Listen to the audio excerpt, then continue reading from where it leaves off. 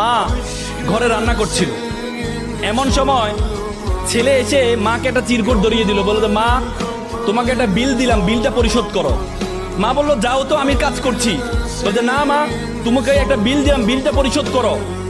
মা কাগজটা খোলার পর দেখলো ছেলে লিখেছে যে মা তুমি রান্না করার সময় বিভিন্ন সময় আমাকে বিভিন্ন জিনিস আনতে বলো, এটার জন্য 100 টাকা বিল। তুমি আমাকে গাছে পানি দিতে বলো, এটার জন্য 100 টাকা বিল। তুমি মাঝে মধ্যে দোকানে পাঠাও, এটার জন্য 100 টাকা বিল। মা এটা দেখে দাঁড়ানো অবস্থা থেকে বসে যায়। বসে যাওয়ার পর বাবা তুমি লিখেছো? বলছে মা হ্যাঁ আমি লিখেছি। বাবা তুমি লিখেছো? বলছে মা হ্যাঁ আমি লিখেছি। বললো যে এক কাজ করো, তোমার জন্য আমি একটু নুডলস রান্না করেছি, নুডলসটা তুমি খাও, আর তোমার বিলটা আমি নিয়ে আসতেছি, তুমি একটু ওয়েট করো। মা একটা কলম নিয়ে সে কাগজের বিপরীত পাঠে লিখলো, বাবা 9 মাস তোমাকে পেটে ধারণ করেছিলাম, জীবনে এত কষ্ট, টানা 9টা মাস তোমাকে আমি বহন করেছি। রাতে ইচ্ছে করতো একটু ডান পাশ হই, কিন্তু ডান পাশ হতাম না। আমার বাবুটা যদি পেটে ব্যথা পায় সেজন্য আমি ডান পাশ হতাম না। ইচ্ছা করতো একটু বাম পাশ হই, কিন্তু যে বাবুকে আমি দেখি নাই তার প্রতি আমার এত মহব্বত, আমি বাম পাশ হতাম না, যে আমার সন্তানটা যদি ব্যথা পায়। সেটার জন্য তোমার বিল 0 টাকা। তুমি জন্মগ্রহণ করেছিলে, জন্মগ্রহণ করার পর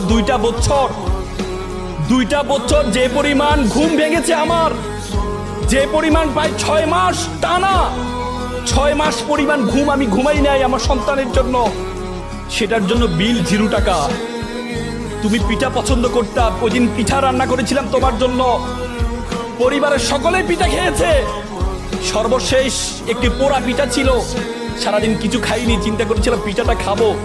তুমি বাইরে থেকে দৌড়িয়ে এসে বললাম মা এটা কি অন্য পিঠা, এই পিঠাটা আমি খাবো। আমি তোমার দিকে একটু তাকিয়ে আমার সন্তানের হাসি দেখে নিজের পেটের মধ্যে যে খিদা আছে সেই খিদার দিকে আমি তাকাইনি, সে খিদার দিকে আমি তাকাইনি, আমি তোমাকে সেই পিঠাটা দিয়ে দিয়েছিলাম। তুমি খাচ্ছ, আমার অন্তরের যে বাসনা, অন্তরের যে ভালোবাসা আমি প্রকাশ করতে পারিনি, সেই বিলের জন্য তোমার জন্য 0 টাকা।